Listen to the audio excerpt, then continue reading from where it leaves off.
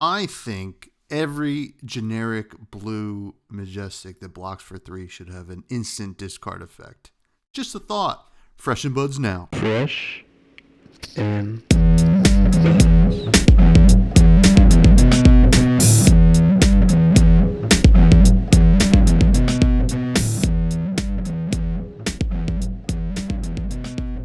All right, folks, welcome back to yet another episode of Fresh and Buds. I'm your host, Tommy Fresh, and you are all my buds. And today we welcome LSS Karol. How's it going, my friend? You right now, I'm looking at you, just staring at me from a picture of you, but your camera wasn't working. How's it going? It's going great. Thanks, Tommy, for having me on. I've been meaning to jump on for quite some time now, so I'm glad to finally make it onto your show. Yeah, no, it's been, I think first time I reached out, you were about to have a baby or something like that. So like life, Yeah, gets in the way. I totally get it. Happy to yeah, have for you on sure. though. But we have a great show for everybody. We're gonna get to know Karol, fresh and bud style here, and then talk a little bit about Brute. I think, because it's kind of For sure, for an sure. interesting time for Brute right now. So first of all, I gotta know when your flesh and blood journey began because we had Mr. Classic on a couple months ago. Yeah. Got your partner in crimes uh, journey. I want to know it through your perspective. Yeah, so I mean, our journeys were very much aligned till this day. I mean, we still work in the same room, in the dev room. But no, we started around the same time where we were actually flatting together. So, living under the same roof. 5 years ago, one of our friends, also Tom, who is also a dev right now. So, yeah, he was trying to convince us to try this new game. And at the time, that was like he just played The Calling, which was the first ever Calling. It was a Welcome to Wraith sealed, and since then he was just so hyped about the game, and he was trying his hardest to convince us. And at the time, it's crazy to think about it because we're just both like, we're out of the TCG game, bro. Like, I mean, I was like, had my partner at the time. We're thinking of, getting a place together, and I was like, I don't have time for this. But we decided to give it a try. I sat down and I played a few games. Mr. Classic, Kieran was a bit more hesitant. He would kind of me and Tom would play in the kitchen, and it was quite funny because he was explaining to me the rules. We were playing some sealed, and each time Kieran would come and make himself a cup of tea or a coffee, he would just kind of stop by and glance over and and then keep walking. He was quite didn't want to commit to any games, but remember Kieran walking past and being like, "Hey, do you not want to block with this card instead of this card?" And at that point, I knew he was hooked as well. So, yeah, it was very much kind of kitchen table vibes at the time. But we we fell in love with the game, and I had this moment where once I understood the rules, Hmm. and I had this moment of, okay, how do I win? And I think at that point I knew that despite at the time the rules being quite simple, that there was just such a depth of strategy. So we were both hooked. Literally that weekend, I think we just both grabbed a bunch of cards. I opened the tectonic plating. So I was just like, you know what, I'm going to be a Bravo main. Yeah, I had 6 booster packs, and I was lucky enough to get a tectonic plating. So it was reasonably easy for me to pick up, some crippling crushes, etc., and just make my first Bravo deck. And we went ham. Like Aaron got a Katsu deck, Tom had the Dorinthia, and next thing we know, we're on a 7-hour road trip to the first kind of road to the calling that we called these Hmm. events that yeah, before the first classic constructed calling, they were kind of these smaller events, regional events that encourage people to try the game out and then play in the first calling. So yeah, we were just at that point we were just committed, like just kind of. It actually happened overnight. It was quite crazy how that happened. Yeah, it's kind of funny. I mean, sometimes it just feels like you want to hop in all the way, right? And especially with a game of Flesh Hmm. and Blood, you know, it's a tough game, right?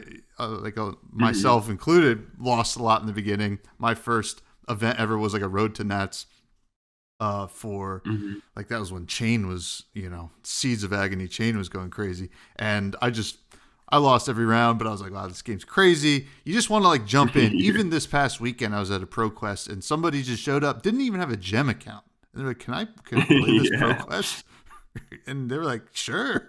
Um, but Yeah. but he had a blast, which was really cool. Now, kind of like jumping ahead to now, you're on Mhm. board with LSS and you're in game dev. Mhm. Like, I want to know, like, what made you make that leap, and then also some like initial challenges you faced like in that industry, because it is Mhm. very different from a lot of different things that we all have done in our lives.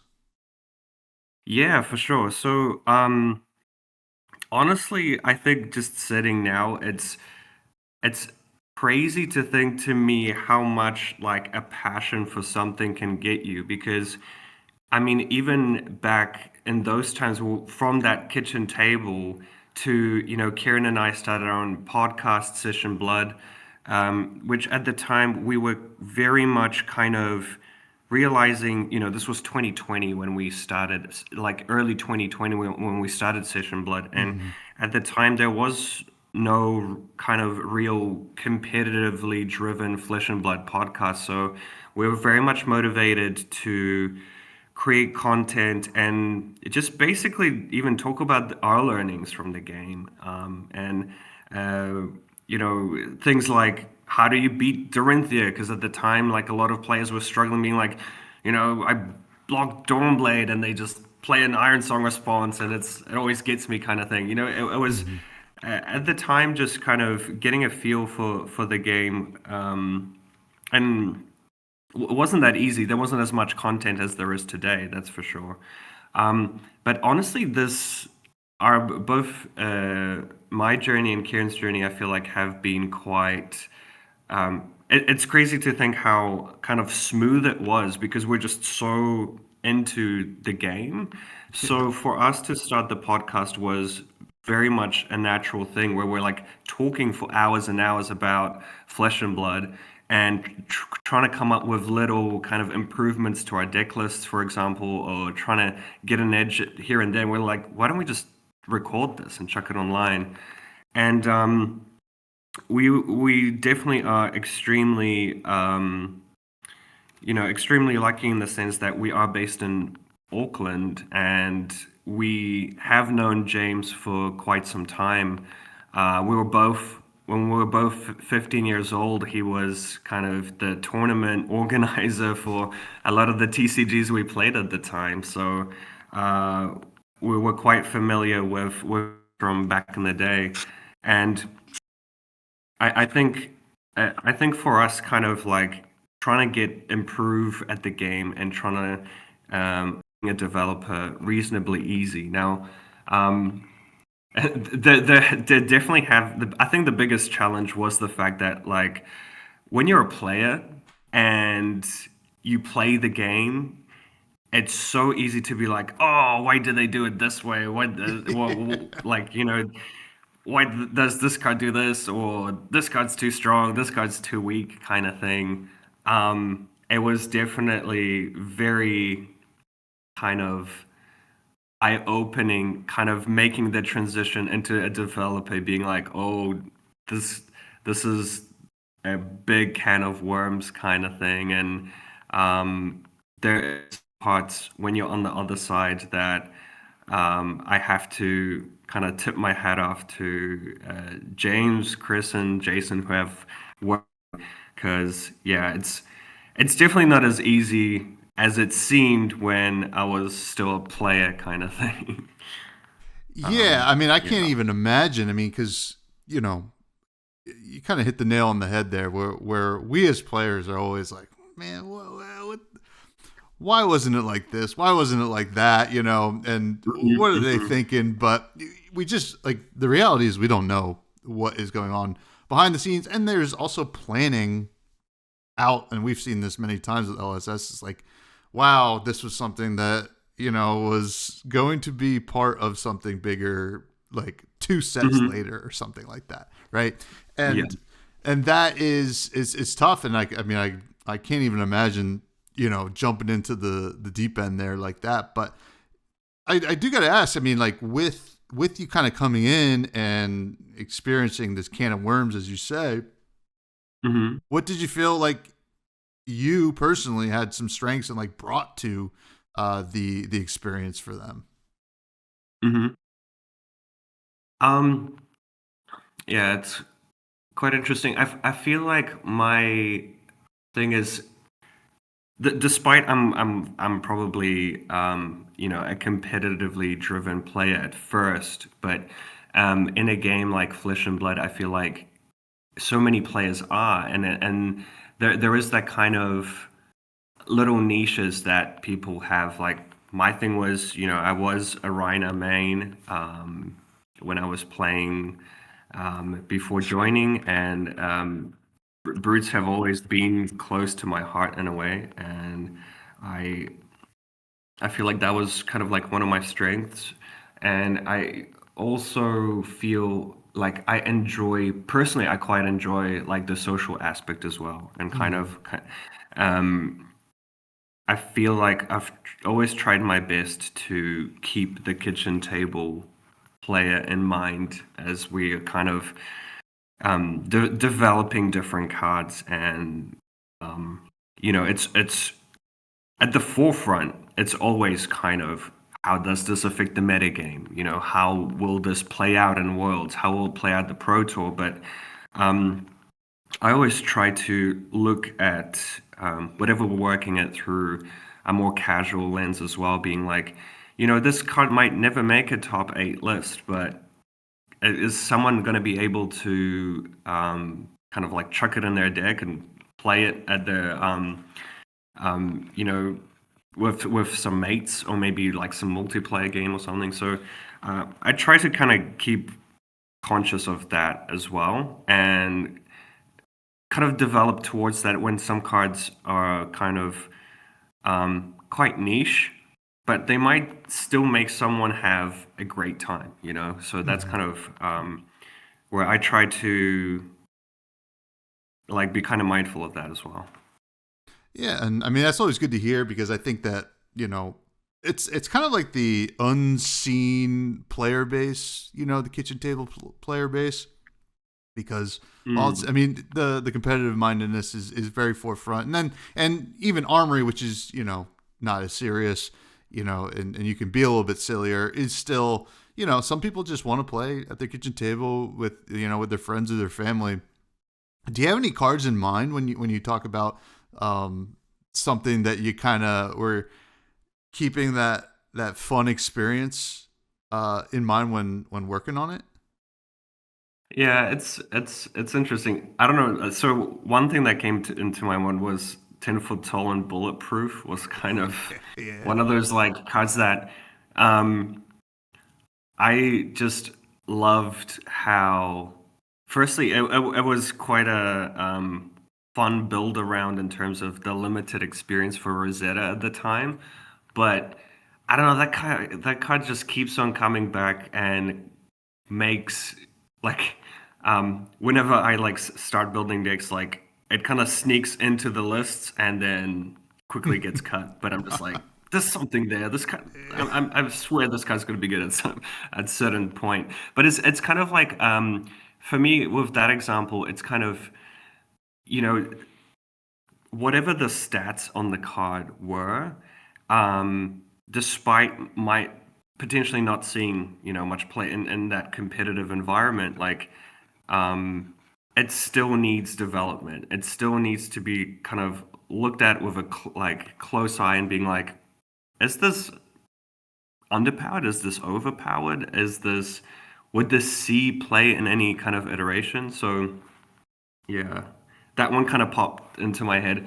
Another card that I remember kind of trying to tweak and make maybe a little bit more playable, even though it was just really hard, was Cryptic Crossing, the Rune Mm, Blade attack that if you've pitched an attack and a non-attack, the first time it deals damage, they just you to a hero, they discard a card and you draw a card.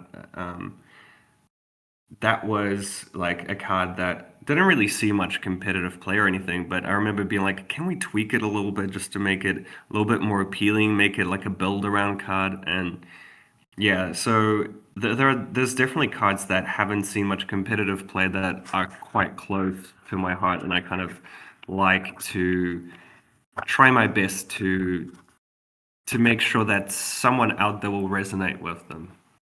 yeah, well, I mean, I tell you what, I know quite a few people that are waiting for Cryptic Crossing's time to shine because that is a really cool card. And I mean, Mhm. the 10 feet, that I mean, I've tested that in like Tough Nut. I was like, I don't know what I'm doing here, but but it is so cool. You're just like, well, there's something there. I totally get that. Mhm. Now, kind of hopping into your experience with like, I always wonder like how much LSS kind of pays attention to people talking online and stuff like that. And I know that you're active on Blue Sky and other platforms.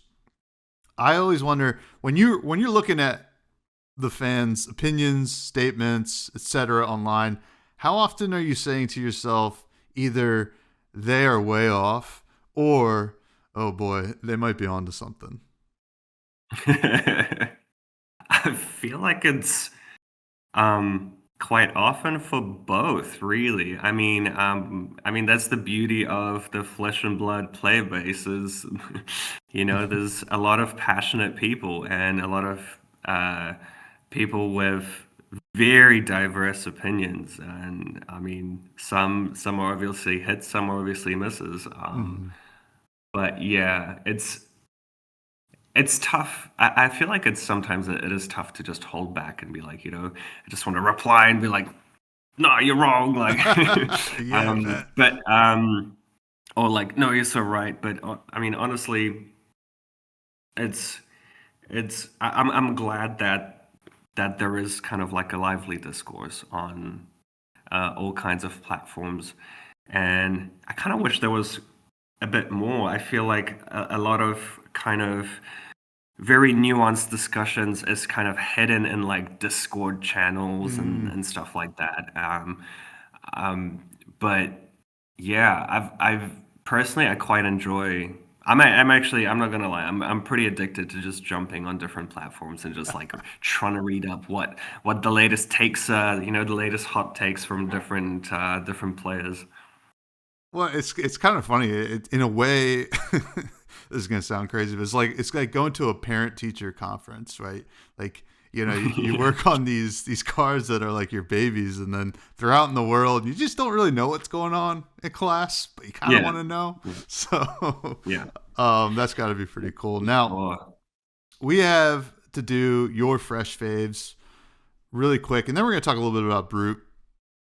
I want to know Hmm. your favorite cards in this game that you do work on, that you've been playing for almost its whole entirety of being a game. Carol, Hmm. who's your favorite hero? So that's a very loaded question, Tommy. Now, honestly, my favorite hero is KO Underhanded Cheat. I have Ooh. to say, yes. Despite being a Rhino stan for it's it's it's hard to say that Rhino isn't my favorite hero, but I gotta be true to what I feel right now in the moment. And for me, I think KO. One of the things about Rhina that I fell in love with in Welcome to Wraith was this kind of mid-rangey playstyle where you can be quite defensive and you chip away with your romping club, and then all of a sudden you set up like a sick combo turn. Like I feel like that was a playstyle that I fell in love with, and even when as early as Crucible of War, when Mandible Claws came out, I was happy that Brute got this kind of new tool Hmm. in the toolkit, but at the same time, I was like, you know what? I just miss my good old romping club, even though it just doesn't feel as strong. There's something to it.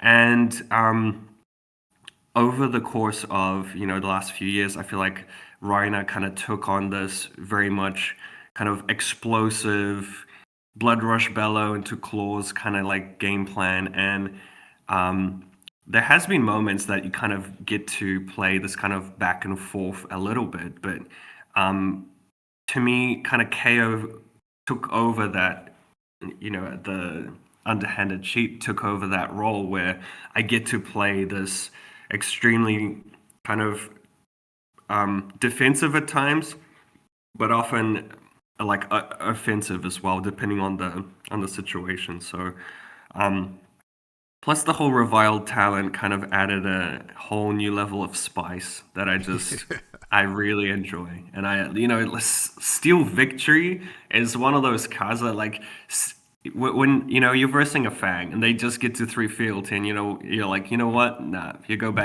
back Nope. to 2. Like, see you later. It's just there's just something about it that kind of is just so like cheeky that I quite enjoy as well. No, yeah. No, I mean, we're going to be talking a little bit about underhanded cheat in a minute, but yeah, super cool. Really appreciate that hero because it is, I mean, you kind of nail it, right? You kind of have this measured game plan, which is very cool. Now, what's your favorite Mm. weapon? Oh wow. Favorite weapon. Oh, this I'm just trying to like look back through the history of Flesh and Blood. I mean, I gotta say, there's something about like good old romping club that Mm-hmm. I think is just. I mean, that's the thing about Flesh and Blood. You pick up a hero, you pick up a certain play style, and you fall in love with it. And I think that's one of the strengths of the game is kind of that connection you have to certain heroes and certain play style.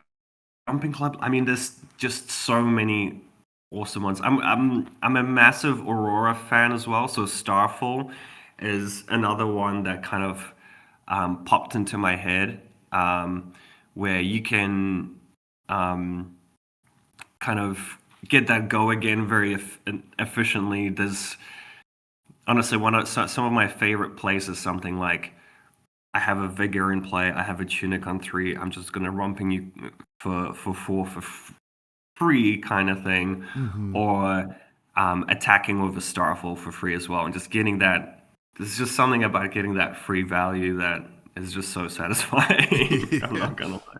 Yeah, no, it's a great weapon. I've been playing Romping Club in Tough Nut lately, and I might not be right. Yeah, Rock is I've seen cool, a lot but of kind of tough nuts experimenting with that. That's awesome. I mean, it's just a classic, right? I mean, if Reiner ever leaves, Hmm. I guess he can play Bone Basher. It's just not as good. It's just not as good. So, um, but what's your favorite equipment? um, I'm so one of the kind of big milestones, I guess, for me personally as a developer. And when you mentioned kind of like what my strengths as a developer are in the previous kind of questions, I have to say that I'm someone who always has wanted to create games. And I mean, there's a big difference between being a developer and a designer, but there has been a few moments. There's always opportunities for us developers to try out our design chops and actually come up with card concepts. And some of them actually can make print, and there's nothing more satisfying for me personally as like I am trying to grow in the design space as well. So there's been times where I had commons printed, I had some majestics, and there has been times where I had legendaries printed as well. And one of these concepts was Scowling Fleshback. Oh Um, yeah. it was, it's. I feel like I, I don't think you can call yourself a brute player if you haven't thought of trying to intimidate the opposing player on their turn. So I feel like that's always been something that has been so scarily powerful that it felt like I personally wasn't even gonna. I wasn't sure if it was kind of okay in the kind of game system to allow to intimidate your opponent on their turn. But I had this concept for a headpiece for Brute, and I was kind of sitting there in a kind of card bank. And when Dusk Till Dawn came out, James was like, well, let's chuck it in there. So that's definitely been one of these things where I feel kind of as a brute player, I was so stoked to be like, wow, this card is actually released. So yeah, I think my answer has to be Scowling Fleshback. That's a great answer. Yeah, that card. I mean, it's so cool. There's still risk involved. Your opponents can try to play around it. It initially you're like, oh wow, this could block for so much, but it could also just block for two if the opponent just Exactly. was Yeah. buffing I you. mean, it's like it's interesting to see how initially I feel like it had such a visceral reaction, right? Players were like, "Oh my God, this just disrupts my whole turn." But once players kind of realized how to kind of play around it, they were just like, "Oh wow, you just sniped the card I was gonna Arsenal anyway, so nice." So um, I liked the kind of the response to the card over time for sure. Mhm. Oh yeah, oh yeah. Now, what is your favorite card to throw into your deck? Hmm. What's this? I mean, the whole 10-foot tall and bulletproof, like I don't actually throw it in that often. But trying to think of, I think recently, one card that, especially when building, all kinds of like brutes, was I kind of have been going overboard with Vigorous Smash Up. I feel Okay. like that's the. And there was so many times where I would just kind of like build a baseline for Brute Deck, whatever it might be, and I just see myself chucking in 9 copies and being like, you know, if I make like 3 Vegas on their turn, I get to like do stuff for free on my turn. This is you know, this is the card for me. But yeah, that's probably a card that at certain points in the past I have definitely overindulged in.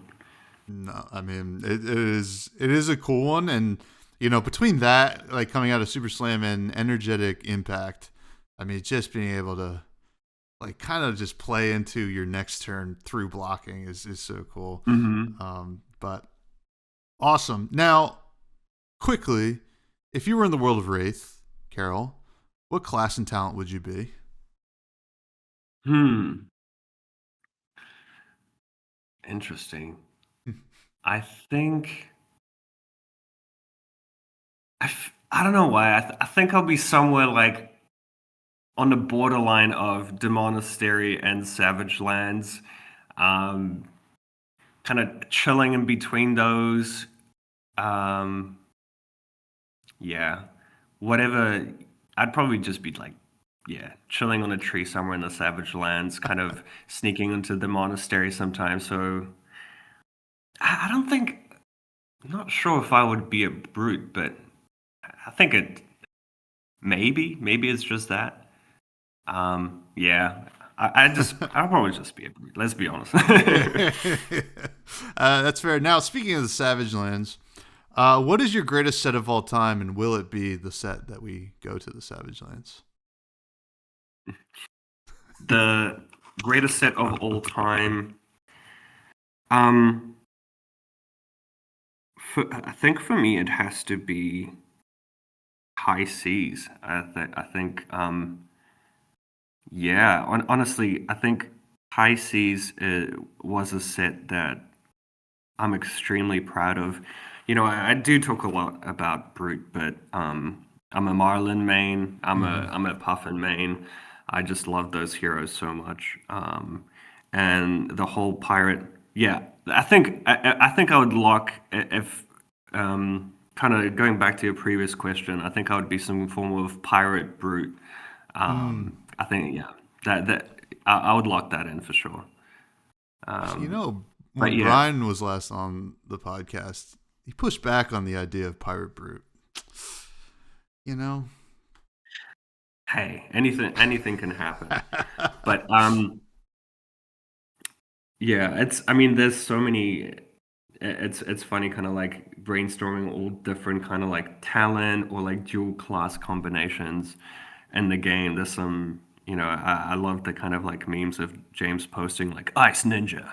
It's gonna happen kind of thing, and Yeah. that's one of the things I loved about there was a time where people were kind of posting what would all these wacky combinations look like, but yeah, Yeah. my favorite set of all time, back to your question, it has to be High Seas. And I think number one thing for me is I'm a massive fan of limited experience, so sealed and draft. Um, and I feel like High Seas was kind of a showcase of how great Hmm. limited can be in Flesh and Blood. Um, you have. I'm also a huge believer of um, card synergies and trying to like get value through finding little synergies and little like basically pockets of interactions that can be stronger than just simple kind of base numbers on cards. Um, and I think High Seas really illustrated how that can work. But also pirates, like Yeah. I'm not gonna lie, like before High Seas, I wasn't like the craziest fan of like pirates and stuff, but um, yeah, it's definitely the whole concept of like pirates and looting and gold and like what you can do with gold has really grown on me through development of High Seas. Um, yeah. Yeah. I mean, it's a great answer. One of the best limited formats of all time. Aesthetically, brought a lot of people to the game. We got Necromancer finally. There was so much going for that set, and Hmm. excited to see how decks like. I mean, I think Gravy. We've seen a lot of iterations of what Gravy is, but I want to see how Hmm. Puffin and Marlin kind of evolve as well, and even Scurv in the Young Hero formats is like a lot of fun to me. So, very very cool. Yeah. For sure. I need to give a shout out to Yarek, one of the director of technology at LSS, and he's kind of like picked up the game as he joined the company, and now he's obsessed with Scurv. Like he just plays Scurv every single chance he can get. He's just like this card, money or your life, with a pummel. He's just like this card's crazy. It just wins games. And I'm just like, yeah. Yeah. So it's awesome to see, even heroes like Scurf get that kind of like little bit of uh, love and Blitz and kind of like young hero formats. Yeah, yeah, and some more Young Hero formats to come. It sounds like, but we will talk about that on a Mhm. different podcast. I do want to talk Mm, about Brute a little bit, Carol. sure. You are clearly a fan of the class, Hmm. playing Rhinar initially, falling in love with RKO, and Super Slam brought us two new talented brutes, along with some generic Hmm. brutes support as well. But mostly, I want to focus on these two brutes because, in my mind, Hmm. they're what I would call a breath of brute air. We have Hmm. Underhanded Cheat and Tough Nut, two very different heroes, two different talents, but they kind of are challenging the ideas of kind of what we had, I think, a little bit of what a brute can be, For and it's kind of sure, yeah. pushing that. So I wanted to know, Mhm. in your estimation or in your experience, in the early days of Super Slam development, was one of the Hmm. goals here to actually push these limits on what a brute can/should be able to do. Yeah, so I feel like that for me, in terms of Super Slam and the Brute class, like is has been the biggest win. Is that the fact that they have such strong and like unique identities that um, I feel like there has been that when Claws came out, you have this card, you have Blood Rush Bellow, you have the Claws kind of thing, and that has been kind of the bread and butter of the Brood class for so long. And um, one of the, honestly, it wasn't even intentional to kind of flesh out. It kind of came about quite naturally, where Tough Nut and Rock were just, it wasn't even, it wasn't one of these things that was kind of intended to happen. It just fits so naturally um, as a combo. And same with RKO. It's kind of one of these things where the reviled pulls the hero into such a unique place because of his hero ability that um, it kind of happened naturally that these heroes have such a unique kind of take on them that they come out of that classic brute mold of, hey, let's just play Blood Rush and claw you twice kind of thing, Mm-hmm. um, which is something that I personally love, the fact that um, we managed to showcase kind of different sides of what brute can be. Yeah, I mean it's really cool, and like looking at I want to look at each of them real quick here, but like underhanded cheat, right? This is to me one of the more interesting deck building puzzles we've had in the game. If not the most interesting deck building puzzles, and Hmm. I think it like truly more so than any other brute really challenges the idea of what a brute is. Hmm. And Yeah. was this final product of KO underhanded cheat close to any initial ideas?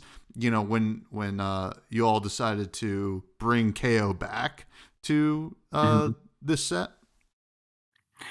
Um, yeah, the interesting thing about both KO and Tough Nut was that we went as developers, we went through the same kind of challenge and puzzle of um, trying to.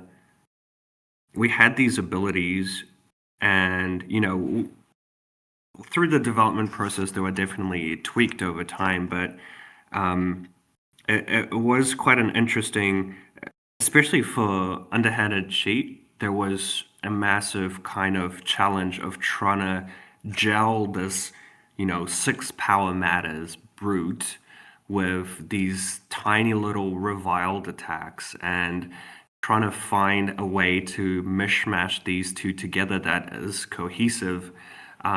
So there's definitely been times I think in terms of Super Slam development, there was definitely a period of time where we very much were trying to wrap our heads around like how is this going to happen? How is this going to make sense? Kind of thing. Mm-hmm. Um, and yeah, I think I think as we learned how to build the hero and kind of tap into both of these kind of extremes, um, the kind of deck building kind of puzzle was there, but once you kind of understand how they both work, it's for me particularly, I love the hero so much because it's like you get to you get to whack someone with like vigor pops, or you have two vigors that pop, and you like Mm-hmm. swing big for 8, and then you have these little like mocking blows and stuff, and you kind of you're keeping your opponent on their toes as well, whether uh, you have the blue and the kind of extra resource to pump it up, or you're going to arsenal the cards. So um, to me, I feel like we managed to find the sweet spot where it's actually quite cohesive, surprisingly. Um, As for Tough Nut, that was it was it's an interesting one because that was also just such a huge puzzle in terms of deck building, and even within the dev room we had so many kind of discussions and disagreements being like, no, you go Tough Nut this, like you play all blues and yellows, and then you had people who definitely a big tension point for us was like, how many reds does Tough Yeah. exploring. Um, so it was definitely interesting, and I've been quite enjoying seeing the exploration in the real world, and I think one of the most exciting things for the brute class, in my opinion, is the fact that it's not just so obvious on how to build these heroes, and that players get to go through the same journey as we were, where it felt quite kind of tough at times where you're just trying to make sense of it all, but that's part of the fun when you actually make progress and tweaks to the deck list. You're like start when things kind of start to click into place, be like, oh, this works. Yeah, I mean, with Tough Nut, I look at too, clearly has some really solid strengths. I mean, is kind of like can operate on two ends of the spectrum, right? Where certain matchups, Tough Nut feels like a stone wall that you cannot get past, and then Yeah. other matchups, you're just Tough Nut. You're just like, I can't block all these things that they're sending at me, you Yeah. know. So Yeah. he's super interesting in that way, and it's like, how do you mitigate those bad matchups, and is it even possible, and do we need to wait for more stuff? Really, really cool. But I gotta say, kudos to you guys for kind of bringing us like really exciting brute heroes with really exciting brute support, because I think the joke is that brute players are never happy, but I think we should all be very happy with what we've gotten, because it's very cool. It's very cool. Now, I got some quick listener questions, then we could say goodbye if you have the time, Mhm. Karol. Yeah, I've got a few minutes. Yeah. First comes from Sigma, who states, first of all, thanks for your brute support and adding block value in brute cards. Been loving your latest dev articles too. Keep it going. We heard you saying, are we allowed to make brute this good in a recent podcast, but we still see brutes and guardians struggling in spite of some great cards in the set. Do you think that, I'm going to just edit this a little bit. Could you touch a bit on what got you really excited about brute, and maybe why it isn't as powerful as we might hope?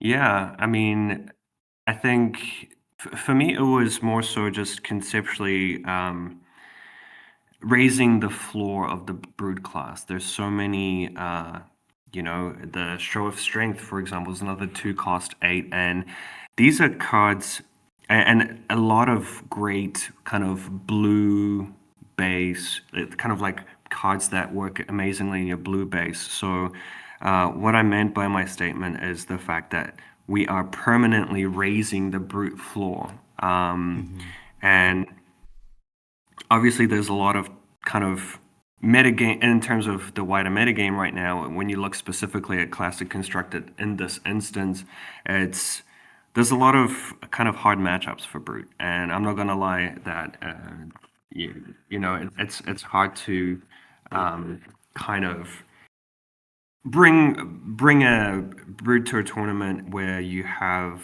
things like Gravy, Verdance, even like Syndra to an extent. So it's quite a hostile metagame for sure. But what I meant was like, is it okay to raise the floor of brutes to this level? Because there's no going back once you give out some of these cards, then that's that. But honestly, I'm very happy with where we ended up. Where I still think that, especially for the 2 KOs right now, I think that they're just strong, decent options. Mm-hmm. Especially, like I just want more players to play RKO. I feel like that hero is still underrated. But yeah. Underhanded and underrated. Very, very. Yeah, underrated cheap. Darth Prentice asks, which of the devs is the best dancer? Which of the devs is the best dancer? Great question. I haven't seen that all of the devs dance, but I'm just gonna say myself quite a lot. I like a boogie now and then, so yeah, I'm just gonna lock in myself. Good answer. Good answer. Junior asked, we just hit 2 years of Bright Lights and we had plenty of crazy good sets since then. What do you think of Bright Lights now, 2 years later, and how it compares to these recent sets? Interesting. I mean, Bright Lights in general was, it was quite a risk releasing a single class set. And I think that all three heroes from Bright Lights add such a unique take on the mechanologist class. So honestly, I still believe that Dash IO is like one of the strongest heroes in the game. I feel like it's one of the heroes I'm actually looking quite closely when it comes to Worlds. But yeah, Teklo and Max Nitro kind of offer such unique playstyles that yeah, I'm glad to see people still enjoy those heroes. Yeah. And last listener question before you say goodbye is from William from the Table Pit, who says, I love the Dev Touch articles, as we all do. Do simpler or maybe even filler card designs like, say, Strike Gold typically come to be early in sets design or rounded out towards near the end? Interesting. I think in general they come in quite early. There's definitely niche cases where we had to add commons and rares to kind of rejig the format a little bit, but majority of commons and rares we do have from the start. Cool. And you got to get to work. Thank you so much, Karol. I appreciate you giving your time. Is there anything you'd like to plug before you say goodbye? I've been really enjoying writing my DevTouch articles, and one thing I wanted to say was, if any listeners have any specific cards or questions, feel free to message me on Blue Sky. I've been pumping them out, so it would be nice to get some kind of fresh things on what people want to hear about. So if you're out there and you have burning questions about particular cards, shoot me a message and I'll see what I can do. Awesome. And you can all find me at freshbudspod everywhere. Check out the Buds Discord. That's where the listener questions come from. It's free to join. Like, comment, subscribe, and then also check out the Patreon. I've been doing a supplemental podcast on there lately. Finally, always like to talk about food. Karol, what are you having for lunch today? I'm probably gonna have some Vietnamese, some Vietnamese noodles. Oh, that sounds pretty good. I'll let you go. Oh, yeah. We don't have time for Charmer, but we'll get to him eventually. Thank you, everybody.